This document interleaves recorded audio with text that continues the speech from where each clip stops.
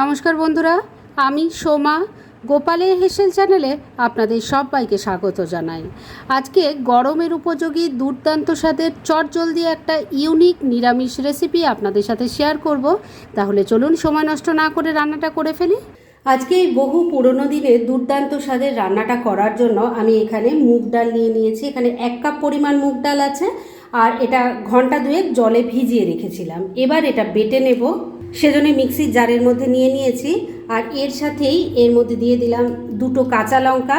এবার এটাকে আমি একটু দানা দানা মতো রেখে বেটে নেব। আর সেজন্য কিন্তু জল ছাড়াই এটা বাটতে হবে। যদি দেখেন যে খুব অসুবিধা হচ্ছে তাহলে সামান্য 1 ফোঁটা জল দিয়ে বাটতে পারেন। এবার এটাকে আমি ওই যেমন বললাম ঠিক সেরকমভাবে বেটে ফিরে আসছি। ডালটা ভালো করে বাটা হয়ে গেছে। এবার এর মধ্যে সামান্য কিছু মশলা দেব। প্রথমেই দিয়ে দিলাম অল্প একটু কালো জিরে, দিয়ে দিচ্ছি অল্প হলুদের গুঁড়ো, সামান্য একটু লঙ্কার গুঁড়োও দিয়ে দিলাম, দিয়ে দিচ্ছি স্বাদ মতো নুন। এবার সব কিছু খুব ভালো করে মিশিয়ে নিতে হবে আর এটা খুব ভালো করে ফেটিয়ে নিতে হবে। যত ভালো ফেটানো হবে রান্নার টেস্টও কিন্তু তত ভালো হবে। 3-4 মিনিট সময় নিয়ে ডালটাকে খুব ভালো করে ফেটিয়ে নিয়েছি। এবার এই বাটিটাকে আমি কিছুক্ষণের জন্য এক সাইডে রেখে দিচ্ছি আর নেক্সট স্টেপের দিকে এগোচ্ছি। মুগ ডালটা তো ভালো করে ফেটিয়ে রেখে দিয়েছি আর এবার রান্না শুরু করব। তবে রান্না শুরুর আগে এই রান্নার মশলাটা বানিয়ে নিচ্ছি, তাহলে রান্নাটা করতে অনেক সুবিধা হবে। কি কি আছে সেটা আগে বলে দিই। আমি প্লেটের মধ্যে সবই সাজিয়ে রেখেছি। এখানে নিয়েছি 2 টেবিল স্পুন পোস্ত, 1 টেবিল স্পুন সাদা তিল নিয়েছি। আপনারা যদি সাদা তিল দিতে না চান তাহলে পোস্তর পরিমাণ আরেকটু বাড়িয়ে দেবেন। এর সাথেই আছে 2টো কাঁচা লঙ্কা আর ছোট ছোট 4 টুকরো আদা রেখেছি। এই সব কিছু মিশিয়ে প্রথমে আমি শুকনো গুঁড়ো করে নেব আর তারপর পরিমাণ মতো জল দিয়ে বেটে একটা মিহি পেস্ট তৈরি করে রেখে দিচ্ছি। এবার মূল রান্না শুরু করছি, সেজন্য কড়াই সর্ষের তেল দিয়ে গরম করে নিয়েছি। এর মধ্যে মুগ ডালটা যে ফেটিয়ে রেখেছিলাম তার থেকে ছোট ছোট বড়া তৈরি করে নিচ্ছি। প্রথম ব্যাচের কয়েকটা বড়া ভাজার জন্য বসিয়ে দিয়েছি। এগুলোকে এবার মিডিয়াম ফ্লেমে রেখে উল্টে পাল্টে লাল লাল করে ভেজে নিচ্ছি। প্রথম ব্যাচের ডালের বড়াগুলো দেখুন উল্টে পাল্টে ভালো করে ভেজে নিয়েছি।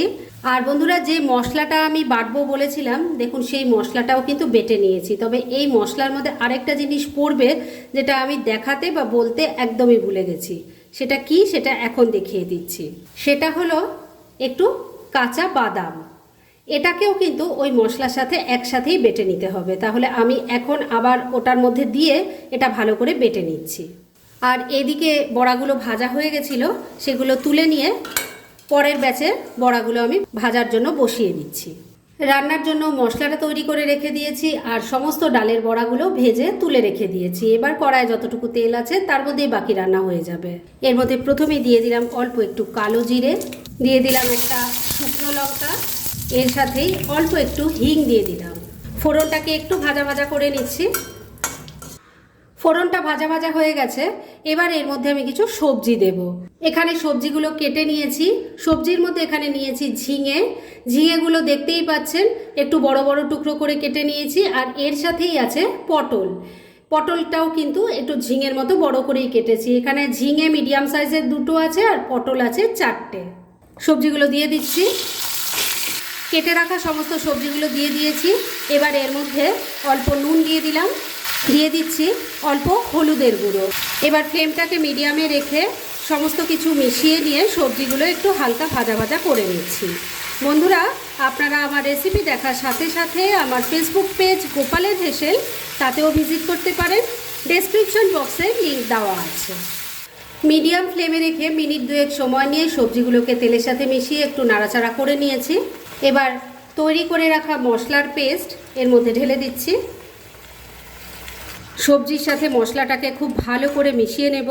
এই রান্নাটা বন্ধুরা অনেক পুরনো দিনের একটা রান্না, খুব টেস্টি হয় খেতে, চটপট তৈরি হয়ে যায় আর সত্যি গরম ভাতের সাথে এটা অসাধারণ লাগে। একবার ট্রাই করে দেখুন, তাহলেই বুঝতে পারবেন। মশলার সাথে সবজিটাকে ভালো করে মিশিয়ে নিয়েছি। এবার মশলা আর সবজি যাতে ভালো করে কষানো হয়ে যায় সেজন্য ফ্লেমটাকে লো আর মিডিয়ামের মাঝামাঝি রেখেছি। এই ফ্লেমে ঢাকা দিয়ে 2-3 মিনিট রান্না করে নিচ্ছি। মিনিট 3 রান্নাটা হয়ে গেছে। এবার ঢাকা তুলছি, একটু নাড়াচাড়া করে দিচ্ছি। আমি কিন্তু মাঝে একবার ঢাকা তুলে একটু নাড়াচাড়া করে দিয়েছিলাম। এবার গ্রেভির জন্য জল দিয়ে দিচ্ছি। মিক্সির জারটার মধ্যে অনেকটা মশলা লেগেছিল, তার মধ্যেই জল নিয়ে দিয়ে দিলাম। দিয়ে দিচ্ছি অল্প নুন, আগে খানিকটা নুন দেওয়া হয়েছিল, সেই বুঝে কিন্তু নুনটা দেবেন। অল্প চিনি দিয়ে দিলাম। এবার সব কিছু খুব ভালো করে মিশিয়ে নিচ্ছি। সব কিছু ভালো করে মিশিয়ে নিয়েছি। এবার ফ্লেমটাকে লো আর মিডিয়ামের মাঝামাঝি রেখে ঢাকা দিয়ে 3-4 মিনিট আবারও রান্না করে নিচ্ছি। মিনিট 3 রান্নাটা হয়ে গেছে, ঢাকা তুলছি। আমি কিন্তু মাঝে একবার ঢাকা তুলে একটু নাড়াচাড়া করে দিয়ে নুন মিষ্টিটা চেক করে নিয়েছিলাম। এবার এর মধ্যে ভেজে রাখা ডালের বড়াগুলো দিয়ে দিলাম। এর সাথে দিয়ে দিচ্ছি 2 গোটা কাঁচা লঙ্কা। লঙ্কাগুলো কিন্তু আমি ফাটিয়ে বা চিড়ে দেইনি, গন্ধটা ভালো হওয়ার জন্য গোটাই দিয়েছি। এবার সব কিছু আবারও একবার মিশিয়ে নিচ্ছি। সব কিছু ভালো করে মেশানো হয়ে গেছে। এবার ফ্লেমটাকে লো আর মিডিয়ামের মাঝামাঝি রেখে আবারও ঢাকা দিয়ে 2-3 মিনিট রান্না করে নিচ্ছি। মিনিট 2 রান্নাটা হয়ে গেছে, ঢাকা তুলছি। রান্না কিন্তু এবার একদম রেডি। শুধু শেষ পর্যায়ে এর টেস্ট আরও এনহ্যান্স করার জন্য এর মধ্যে দিয়ে দেব অল্প একটু কাঁচা সর্ষের তেল। গ্যাসটা বন্ধ করে দিলাম আর তেলটাকে মিশিয়ে নিচ্ছি। তেলটা ভালো করে মিশিয়ে নিয়েছি, গ্যাস তো আগেই বন্ধ করে দিয়েছি। এবার মিনিট 2 জন্য এটাকে স্ট্যান্ডিং টাইমে ঢাকা রাখলাম আর তারপর সার্ভ করে দেখাচ্ছি। ফ্রেন্ডস, আমার আজকের এই দুর্দান্ত স্বাদের নিরামিষ রেসিপি একদম রেডি হয়ে গেছে এবং আমি সার্ভ করে দিয়েছি। ভীষণ ইজি রেসিপিটা, যে কোনো দিন যে কোনো সময় এটা তৈরি করে ফেলতে পারেন। আর গরম ভাতের সাথে খেতে এটা জাস্ট অসাম লাগে, সেটা একবার ট্রাই করলেই বুঝতে পারবেন। তাই দেরি না করে পারলে এটা আজই একবার বানিয়ে ফেলুন আর তারপর কেমন লাগলো সেটা প্লিজ কমেন্ট করে জানাবেন। এরকম ধরনের অনেক ভালো ভালো নিরামিষ রান্নার রেসিপি আপনারা গোপালের হেসেল সার্চ করলেই পেয়ে যাবেন, যার মধ্যে থেকে কিছু কিছু আমি সাজেস্টেড বক্সেও দিয়ে দেবো, সেখান থেকেও আপনারা দেখে নিতে পারেন। তাই গোপালের হেসেল অবশ্যই ভিজিট করুন। আর আপনারা কেমন ধরনের রেসিপি চাইছেন সেটাও কিন্তু আমাকে জানাতে পারেন। আমি চেষ্টা করব সেই সব রেসিপিগুলো আপনাদের সাথে শেয়ার করার। আর আমার আজকের এই রেসিপি যদি আপনাদের ভালো লাগে আর ইউজফুল বলে মনে হয়, তাহলে যারা এখনও আমার চ্যানেলটাকে সাবস্ক্রাইব করেননি তারা প্লিজ সাবস্ক্রাইব করুন। তাহলে আজকের মতো এখানেই শেষ করছি।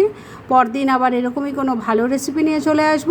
আপনারা সবাই খুব ভালো থাকুন, সুস্থ থাকুন।